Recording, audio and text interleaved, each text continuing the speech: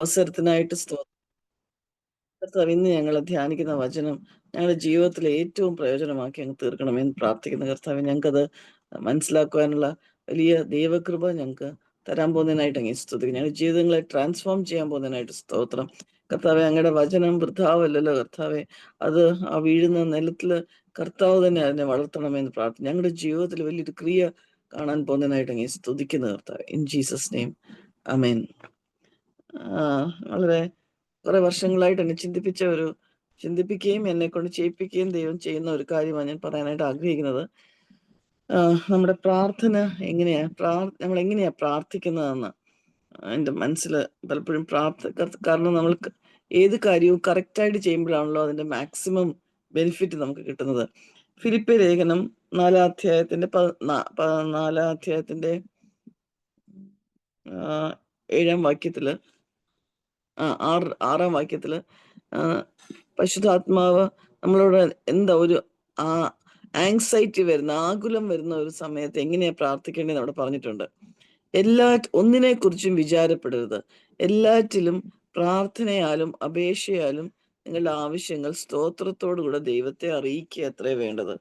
ഇംഗ്ലീഷിൽ അതിങ്ങനെയാ, be anxious for nothing but in everything by prayer and supplication with thanksgiving let your request be made known to God. let your request be made known to God മുമ്പിലും കൂടെ thanks giving, അത് prayer and സപ്ലിക്കേഷന്റെ ഇടയ്ക്ക് പറഞ്ഞിരിക്കുന്ന main കാര്യം thanks giving ആണ്. അപ്പൊ എങ്ങനെയാ നമുക്കത് ചെയ്യാൻ പറ്റുന്നത്? ഞാൻ ഈ ചില കാര്യങ്ങൾ കർത്താവിന്റെ സ്വഭാവം പഠിച്ചു കഴിയുമ്പോൾ, കർത്താവിന്റെ സ്വഭാവം അല്ലെങ്കിൽ പഠിച്ചു കഴിയുമ്പോഴല്ല, കർത്താവിന്റെ സ്വഭാവം മനസ്സിലായി കഴിയുമ്പോൾ നമുക്ക് ദൈവം ഒരു പ്രത്യേക കൂടുതൽ ദൈവത്തെ പറ്റി അറിയുമ്പോൾ ദൈവം നമുക്ക് കുറെ കാര്യങ്ങൾ മനസ്സിലാക്കി തരും. ഒരു കാര്യം എനിക്ക് മനസ്സിലായത്, ഈ 2 കൊരിന്ത്യർ 1-ാം അധ്യായത്തില് കർത്താവ് തന്നെ പറ്റി പറഞ്ഞിരിക്കുന്നത് the father of all mercies, സർവാശ്വാസങ്ങളുടെയും പിതാവ്. അപ്പൊ നമ്മള് ഒരിക്കലും കർത്താവ്, എനിക്ക് ഇങ്ങനെ പ്രാർത്ഥിക്കാനായിട്ട് പലപ്പോഴും പറ്റാറില്ല എന്ന് വെച്ചാൽ, കർത്താവെ കരുണ കാണിക്കണമേ, ഞങ്ങളോട് ദയ കാണിക്കണമേ. കാരണം അങ്ങനെ ഞാൻ പ്രാർത്ഥിക്കുമ്പോൾ കരുണയില്ലാത്ത ഒരാളോട് പ്രാർത്ഥിക്കുന്ന പോലെ എനിക്ക് തോന്നുന്നത്. ഫാദർ ഓഫ് ഓൾ മേഴ്സീസ് എന്ന് പറയുന്നത്, കർത്താവ് സർവ്വ ആശ്വാസത്തിന്റെയും സർവ്വ കൃപാലുവുമായ ദൈവത്തിന്റെ സ്വഭാവമേ മേഴ്സിന്ന. അപ്പൊ നമ്മൾ കർത്താവെ, എന്നാൽ അതേസമയം നമ്മൾ നോക്കിയാൽ, ഞാനിപ്പോൾ പറയാൻ ആഗ്രഹിക്കുന്നത് പുതിയ നിയമത്തില്, അതായത് കർത്താവിനെ അറിഞ്ഞതിന് ശേഷമുള്ള നമ്മുടെ പ്രാർത്ഥനയും അതിനു മുമ്പുള്ള പ്രാർത്ഥനയും തമ്മിലുള്ള വ്യത്യാസമാണ്. പ്രോബ്ലി ഞാനൊരു എക്സാമ്പിൾ പറയാൻ നിങ്ങൾക്ക് മനസ്സിലാവും. ഞാൻ ഇന്നലെ രാവിലെ, എൻ്റെ ജീവിതത്തിലെ തന്നെ എക്സാമ്പിൾ പറയാം. ഇന്നലെ രാവിലെ പെട്ടെന്ന് എനിക്ക് ഒരു ഫുഡ് പോയ്സൺ, മാങ്ങയോ മറ്റോ കഴിച്ചതിന്റെ ആയിരിക്കും ഞാൻ ചിന്തിക്കുക. പെട്ടെന്ന് വല്ലാത്ത ഒരു അസ്വസ്ഥത ഉണ്ടായി. എനിക്ക് ഇന്നത്തെ കാര്യമല്ല പറയുന്നത്, ഇന്നലത്തെ കാര്യം. ഇന്നലെ രാവിലെ എഴുന്നേക്കാൻ പോലും വയ്യായിരുന്നു. തീരെ സുഖമില്ലാതായി. എന്ന് വെച്ചാൽ എനിക്ക് മനസ്സിലായി എന്തോ വയറിന്റെ പ്രയാസമാണ്. ഒത്തിരി ഛർദ്ദിക്കാൻ വരുന്ന ബുദ്ധിമുട്ടും വയറ് ഫുൾ അസ്വസ്ഥയും. എനിക്ക് ഒരു അസ്വസ്ഥത കുറയാനായിട്ടൊരു ഗുളിക കഴിക്കാൻ പോലും എനിക്ക് പറ്റില്ല. എനിക്കറിയാം ഗുളിക കഴിച്ചാൽ ഞാൻ ഛർദ്ദിക്കും. അതുപോലത്തെ ബുദ്ധിമുട്ട്. വളരെ ഫുഡ് അലർജി വന്നിട്ടുള്ളവർക്ക് മനസ്സിലാവും ഞാൻ പറയുന്ന കാര്യം. അപ്പം എനിക്ക് ഒരു എന്താ ചെയ്യേണ്ടതെന്ന് അറിയത്തില്ല. കാരണം വർക്കിംഗ് ഡേ ആണ്, ജോലിക്ക് പോകേണ്ട ആവശ്യമുണ്ട്, ഒത്തിരി കാര്യങ്ങൾ, റെസ്പോൺസിബിലിറ്റീസ് ഉണ്ട്. എന്താ ചെയ്യേണ്ടതെന്ന് ഇങ്ങനെ ആലോചിച്ചു.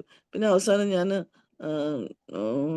എൻ്റെ ഡോക്ടർ ഐവിക്ക്, എൻ്റെ കൊളീഗിന് മെസ്സേജ് അയച്ചു, എനിക്കിന്ന് വരാൻ പറ്റുമെന്ന് തോന്നുന്നില്ല, ഐവി എന്തായാലും പൊയ്ക്കോ, അഥവാ വരാൻ പറ്റുവാണെങ്കിൽ പിന്നെ വരാൻ നോക്കാം എന്ന് ഞാൻ പറഞ്ഞുകൊണ്ടിരിക്കലേ തന്നെ എനിക്ക് ഡോക്ടർ അമിത് മെസ്സേജ് അയച്ചു, വിനാൻ ഇന്ന് ഒരുമിച്ച് നമുക്ക് പോയാലോ എന്ന് പറഞ്ഞിട്ട്. അപ്പൊ ഞാൻ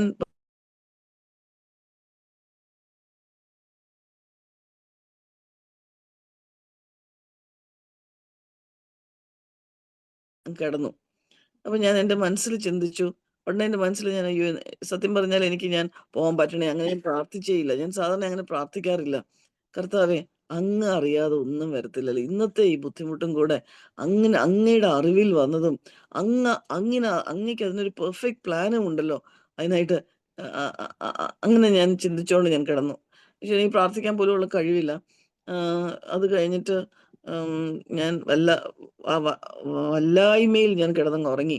എന്തൊക്കെയോ സ്വപ്നങ്ങൾ പോലെയൊക്കെ കണ്ട്, നമുക്ക് വല്ലാതെ കിടക്കുമ്പോൾ അങ്ങനെയൊക്കെ ചെയ്യുമല്ലോ നമ്മള്. അത് കഴിഞ്ഞ് പെട്ടെന്ന് കണ്ണു തുറന്നപ്പം ആക്ച്വലി ഞാൻ ക്ലോക്കിലോട്ട് നോക്കിയപ്പോൾ 8:39, 8:39 ആയി. അപ്പൊ ഞാൻ പെട്ടെന്ന് എഴുന്നേറ്റ് നോക്കിയപ്പോ എന്റെ അസ്വസ്ഥത ഒരു ഒരു 80-90% മാറി. അതൊരു മിറക്കിളാ. ബിക്കോസ് ഞാൻ ഒരു മരുന്ന് കഴിച്ചിട്ടില്ല, ഒന്നും കഴിച്ചില്ല. ഇത് മാത്രമേ ഉള്ളൂ എന്റെ മനസ്സിലുള്ള ഫുൾ തോട്ട്. കർത്താവിനറിയാലോ എന്റെ പ്രയാസം. ഈ കാര്യവും കർത്താവ് അറിയാതെയല്ലല്ലോ വന്നത്. Thank you lord. കർത്താവിനൊരു സൊല്യൂഷൻ ഉണ്ട്. കർത്താവിന്റെ ബെസ്റ്റ് പ്ലാൻ ഇന്നത്തേക്ക് നടക്കണം. അങ്ങനെ എനിക്കറിയാം, ഞാൻ പോയില്ലെങ്കിൽ ഡോക്ടർ ഐവിക്ക് വലിയ ബേർഡൻ ആവും. കാരണം അത്രയും കൂടെ പേഷ്യൻസിനെ നോക്കേണ്ട ആവശ്യമുണ്ട്. അപ്പൊ ദൈവം അത് ഒന്നും അനുവദിക്കില്ല. ദൈവം ഒരു സൊല്യൂഷൻ കൊണ്ടുവരും എന്നുള്ളൊരു ഒരു വലിയൊരു ഒരു കംഫർട്ടും പീസുമാണ്. അപ്പൊ ഞാൻ പറയാൻ വന്നത്, കർത്താവെ എന്നെ പോവാൻ സഹായിക്കണേ, കർത്താവ് എനിക്ക് പോവാൻ പറ്റണം. ഇങ്ങനെ ഒരു പ്രാർത്ഥന എന്റെ വായിന്ന് വരുന്നില്ല. അതിന് പകരം കർത്താവ് അറിയാം best. God nose best. God has A plan. പെട്ടെന്ന് എന്നിട്ട് ബെറ്ററായി. ഞാൻ ഉടനെ ഡോക്ടർ അമിതിനെ വിളിച്ചു. അപ്പൊ അദ്ദേഹം ആക്ച്വലി ഇറങ്ങിയായിരുന്നു. തിരിച്ചു വന്നിട്ട് പറഞ്ഞു, ഞാൻ തിരിച്ചു വന്ന ആന്റിയെ കൊണ്ടുപോകാന്ന് പറഞ്ഞു. അപ്പൊ തിരിച്ചു വന്ന് എന്നെ കൊണ്ടുപോയി. എനിക്ക് വളരെ ക്ഷീണമായിരുന്നു, കാരണം ഭക്ഷണമൊന്നും പ്രോപ്പറായിട്ട് കഴിക്കും. പക്ഷെ കർത്താവ് എനിക്കും ഐവിക്കും ഒക്കെ ഒരുമിച്ച് ചേർന്ന് വേണ്ടിയ ജോലികളെല്ലാം ചെയ്ത് തീർത്ത് തിരിച്ചു വരാൻ പറ്റി. ഞാൻ പറയാൻ വന്നത്, കരുണ കാണിക്കണേ, ദയ കാണിക്കണേ എന്ന് പ്രാർത്ഥിക്കുമ്പോൾ അത് ഞാൻ ദൈവത്തിന്റെ സ്വഭാവം സംശയിച്ച് പ്രാർത്ഥിക്കുവാണോ, അതോ ആക്ച്വലി സങ്കീർത്തനങ്ങളിൽ മുഴുവനും അങ്ങനെയാ പ്രാർത്ഥന വരുന്നത്. സങ്കീർത്തനങ്ങളിലെ പ്രാർത്ഥനയായിട്ടൊരു വ്യത്യാസമുണ്ട്. കർത്താവിന്റെ പരിശുദ്ധാത്മാവ് നമ്മളെ പ്രാർത്ഥിക്കാൻ പഠിപ്പിച്ചത്. നമുക്ക് ആ പ്രാർത്ഥിക്കാൻ പഠിപ്പിച്ചത് എങ്ങനെയാണെന്ന് നോക്കാം. ഒന്ന് നമ്മൾ ഓൾറെഡി പറഞ്ഞു. സ്തോത്രത്തോടെ കർത്താവിനെ അറിയിച്ചാൽ മതി. ഇംഗ്ലീഷിൽ താങ്ക്സ് ഗിവിംഗ് എന്ന് എഴുതിയിരിക്കുന്നത്. കർത്താവെ താങ്ക് യു. ഞാൻ എപ്പോഴും ഓർക്കും, ഞാൻ പലപ്പോഴും എനിക്ക് സർജറി ചെയ്തുകൊണ്ടിരിക്കുമ്പോഴൊക്കെ അല്ലെങ്കിൽ ഡെലിവറി എടുക്കുമ്പോഴോ ഓരോരോ കാര്യം, thank you Lord Jesus, thank you Lord Jesus എന്ന് എൻ്റെ വായിന്ന് വരത്തുള്ളൂ. കർത്താവെ എന്നെ ഹെൽപ്പ് ചെയ്യണേ, thank you for helping, thank you that you are going to help, thank you for the provision, thank you എന്നുള്ള വാക്ക് എൻ്റെ വായിന്ന് അറിയാതെ വരും. കർത്താവെ സ്തോത്രം, നന്ദി കർത്താവെ, നന്ദി കർത്താവെ. ഇങ്ങനെ അതൊരു ഹാബിറ്റ് ആയിട്ട് ദൈവം അത് മാറ്റി തീർത്തു എന്ന് ഞാൻ പറയട്ടെ. അതുപോലെ അപ്പം നമ്മൾ ഇനി കർത്താവ് എങ്ങനെ പ്രാർത്ഥിക്കാൻ പഠിപ്പിച്ചെന്ന് എഫേസ്യ ലേഖനത്തിൽ നിന്ന് നോക്കാം. എഫേസ്യ ലേഖനം നമുക്ക് എല്ലാവർക്കും അറിയാവുന്ന ഭാഗമാണല്ലോ. പൗലോസ് ഇവിടെ ദൈവമക്കളെ, എഫെസോസിലെ ദൈവമക്കളെ കുറിച്ച് ആലോചിക്കുമ്പോൾ അവരെ ഓർത്ത് പ്രാർത്ഥിച്ച കാര്യങ്ങളാണല്ലോ നമ്മളെയും പ്രാർത്ഥിക്കാനായിട്ട് കർത്താവ് പഠിപ്പിച്ചിരിക്കുന്നത്. അത് നമുക്കൊന്ന് വായിക്കാം. 17 വാക്യം തൊട്ട് വായിക്കുക. നിങ്ങളെ ഓർത്തും കൊണ്ട്, എൻ്റെ പ്രാർത്ഥനയിൽ നിങ്ങളെ ഓർത്തും കൊണ്ട്, നമ്മുടെ കർത്താവായ യേശുക്രിസ്തുവിന്റെ ദൈവവും മഹത്വവുമുള്ള പിതാവുമായവൻ നിങ്ങൾക്ക് തന്നെക്കുറിച്ചുള്ള ജ്ഞാനത്തിന്റെയും വെളിപ്പാടിന്റെയും ആത്മാവിനെ തരേണ്ടതിനും. അതായത് ദൈവത്തിന്റെ പരിജ്ഞാനം, ഇച്ചിരി ഡിഫിക്കൽട്ട് ആയിട്ടുള്ള ഒരു വേഴ്സ്, എന്നാലും മനസ്സിലാക്കാൻ ഒറ്റ നോട്ടത്തില്, എന്നാലും ദൈവത്തിന്റെ പരിജ്ഞാനത്തിൽ നമ്മളാവണം. That we may get a spirit of wisdom and revelation എന്നോ. കർത്താവിന്റെ നോളജിൽ പലപ്പോഴും നമുക്ക് ആവശ്യമായിട്ടുള്ള വെളിപ്പാടില്ല. നമ്മൾ കർത്താവിനെ വളരെ ചുരുങ്ങിയാണ് നമ്മൾ കണ്ടിരിക്കുന്നത്.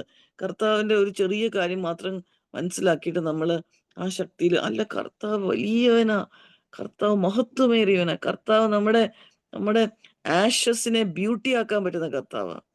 നമ്മൾ ചാരമെന്ന് ചിന്തിക്കുന്നത് മഹത്വമുള്ള. അപ്പൊ ഇങ്ങനെയാ ദൈവം. നമ്മുടെ ദൈവത്തിന് സൊല്യൂഷൻ ഇല്ല. ഇന്നലെ എൻ്റെ ഒ പിയിൽ ഒരു പേഷ്യന്റ് വന്ന് വളരെ ബുദ്ധിമുട്ടിന്റെ കാര്യങ്ങൾ പറഞ്ഞു. എനിക്കത് കേട്ടിട്ട് ഒത്തിരി സങ്കടം തോന്നി. വിശ്വാസികളായിട്ടുള്ള ഹസ്ബൻഡും വൈഫാ, പക്ഷെ വളരെ ബുദ്ധിമുട്ടാ അവരുടെ ഫാമിലിയിലുണ്ട്. അപ്പൊ ഞാൻ അവളോട് പറഞ്ഞു, അവളെ പ്രാർത്ഥിക്കാം. അവളെ പറഞ്ഞു, എനിക്ക് പ്രാർത്ഥനയിലുള്ള വിശ്വാസമൊക്കെ എന്നേ പോയി ഡോക്ടർ എന്ന് പറഞ്ഞു. ഞാൻ ജസ്റ്റ് പിന്നെയും ഞാൻ പറഞ്ഞു, വിശ്വാസത്താൽ അല്ലാതെ ദൈവത്തിന് പ്രവർത്തിക്കാൻ കഴിയത്തില്ല എന്ന് പറഞ്ഞ് കുറച്ച് കാര്യങ്ങൾ ഞാൻ പറഞ്ഞപ്പോൾ ഞാൻ വിചാരിക്കുമായിരുന്നു, കർത്താവിനെ പറ്റിയുള്ള നോളജ് ആ മകൾക്ക് കുറഞ്ഞു പോയി. അതുകൊണ്ടാണ് അങ്ങനെ പറയുന്നത് ഞാൻ ചിന്തിച്ചു. എൻ്റെ ജീവിതത്തില് ഓരോരുത്തരുടെയും ജീവിതത്തിൽ പ്രോബ്ലംസ് ഒത്തിരി ഉണ്ടല്ലോ. ഈ പ്രോബ്ലംസിൽ കർത്താവ് വലിയവനാ. കർത്താവിന്റെ സൊല്യൂഷൻസ് വലുതാ. പക്ഷെ നമ്മൾ സ്തോത്രം ചെയ്ത് കർത്താവിന്റെ അടുത്ത് വിവരം അറിയിക്കുക. അതാ കർത്താവ് പറഞ്ഞിരിക്കുന്നത്.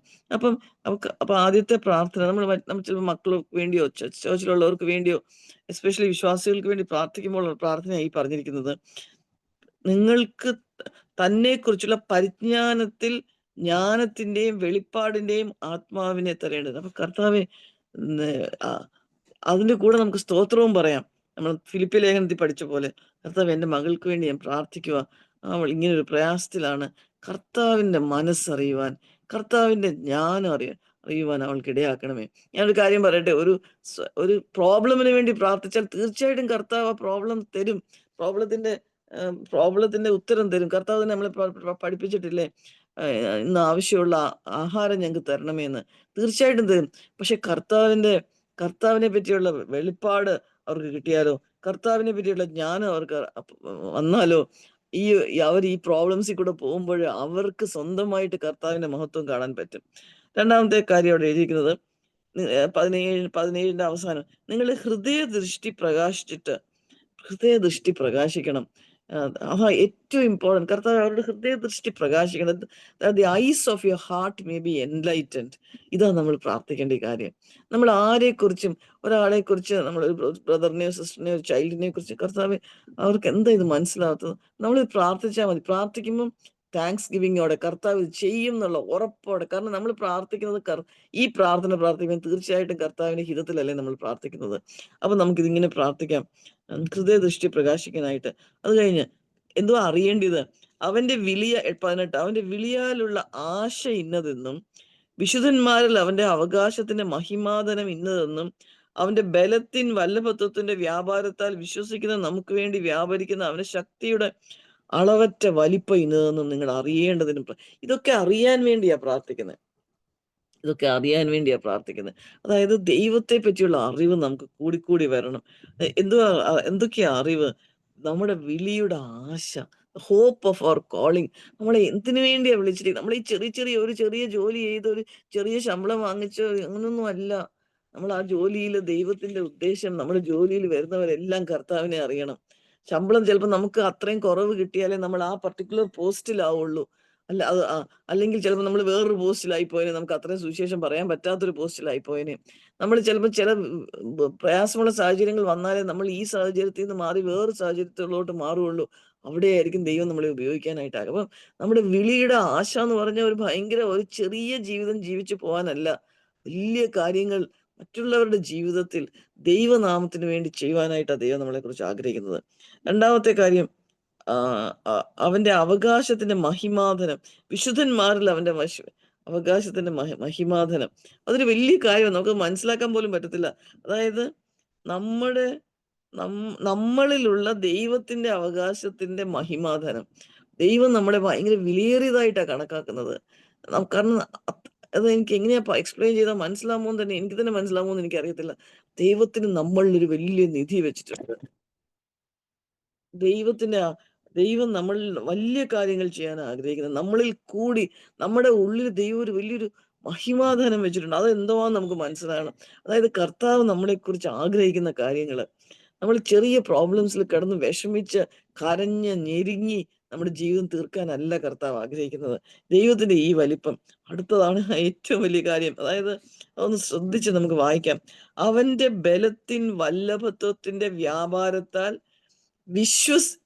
ആ വലിയൊരു കാര്യമല്ലേ, ദൈവത്തിന്റെ ബലം, അതിന്റെ വല്ലഭത്വം, അതിന്റെ വ്യാപാരം.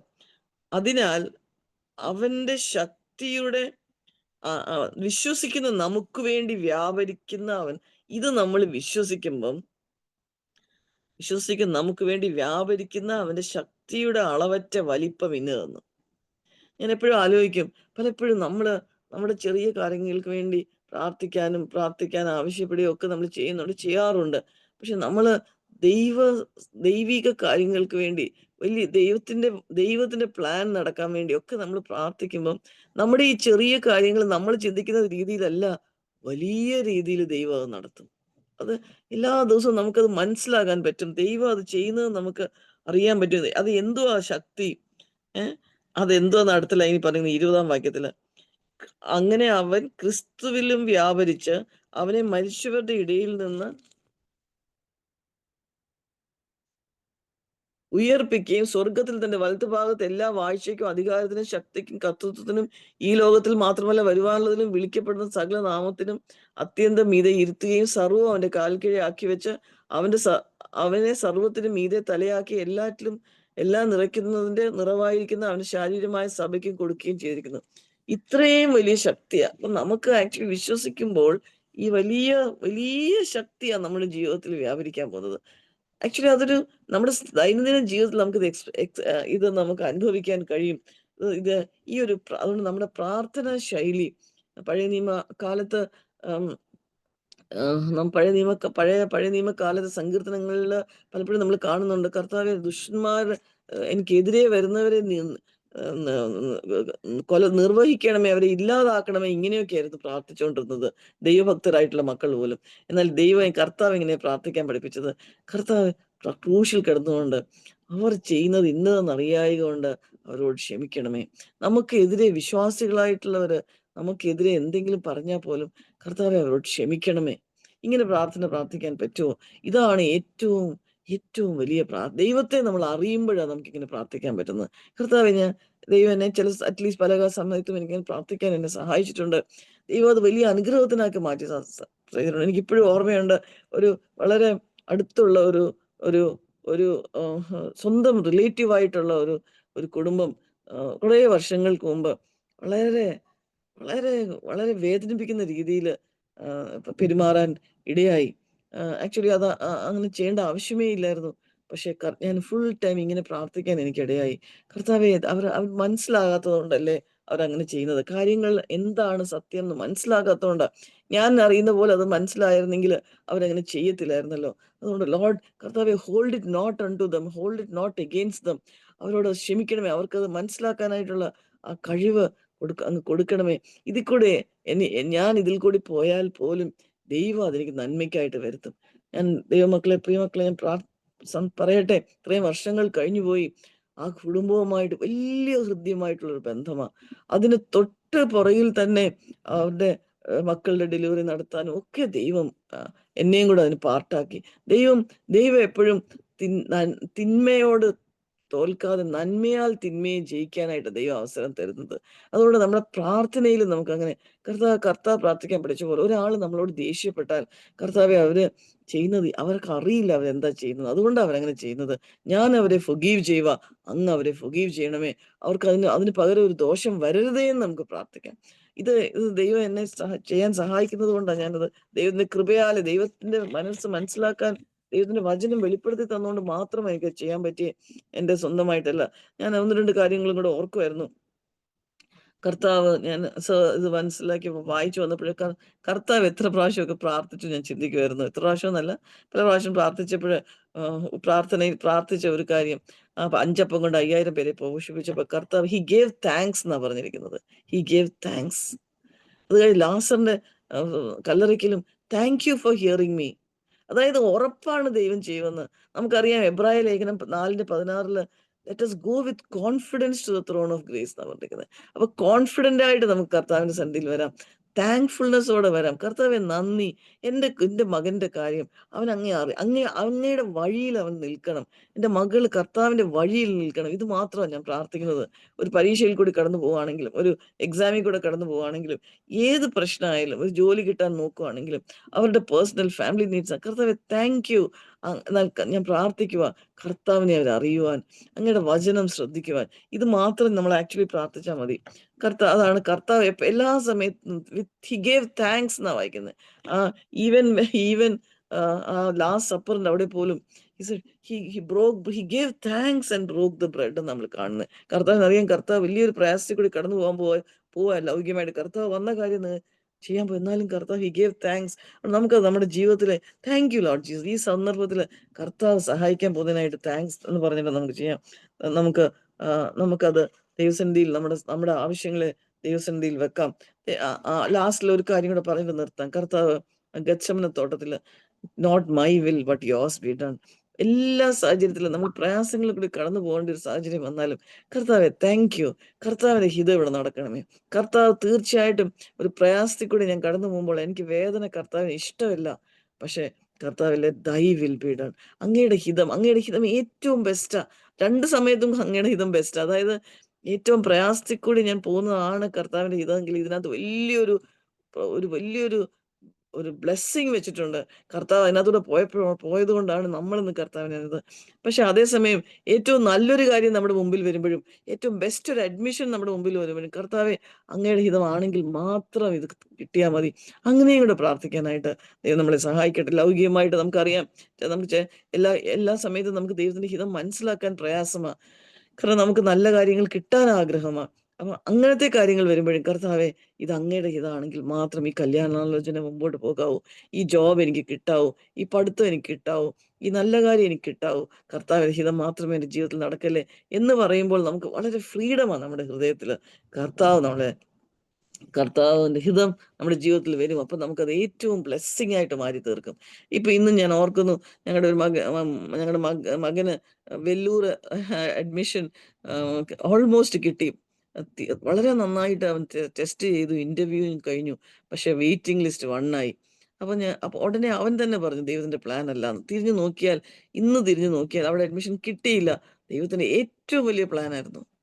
പുഷ്പഗിരിയിലാണ് അവൻ പഠിച്ചത്. അത് കഴിഞ്ഞിട്ട് അതുകൊണ്ട് എന്ത് പറ്റി, 6 വർഷം ഞങ്ങളുടെ കൂടെ നിൽക്കാനും കർത്താവിന്റെ വചനം അവന് റെഗുലറായിട്ട് പറഞ്ഞു കൊടുക്കുവാനും അത് അവന്റെ ജീവിതത്തിൽ ഇട്ട വിത്തായിട്ട് മാറുവാനും ഒക്കെ ഇടയാക്കി. ദൂരെ പോയി ചിലപ്പോൾ പഠിച്ചായിരുന്നെങ്കിൽ നമുക്കറിയില്ല. ദൈവത്തിന് അറിയായിരുന്നു ആ ഏറ്റവും നല്ല കോളേജ് പഠിക്കുന്ന അല്ല അവന് വേണ്ടി, അവന്റെ ഭാവിക്ക് വേണ്ടി നല്ലതെന്ന്.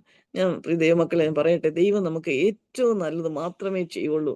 അതുകൊണ്ട് നമുക്ക് സെറ്റ് ബാക്സ് വരുമ്പോൾ ദൈവത്തിന്റെ ഏറ്റവും വലിയ പ്ലാൻ ആണെന്ന് നമുക്ക് ചിന്തിക്കാം.